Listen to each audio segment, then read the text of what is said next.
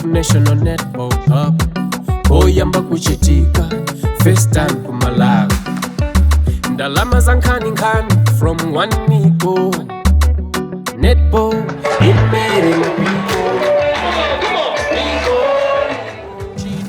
With these remarks, Deputy Mayor, ladies and gentlemen, it is my singular honor to declare the One NICO Top 12 Netball Cup officially launched.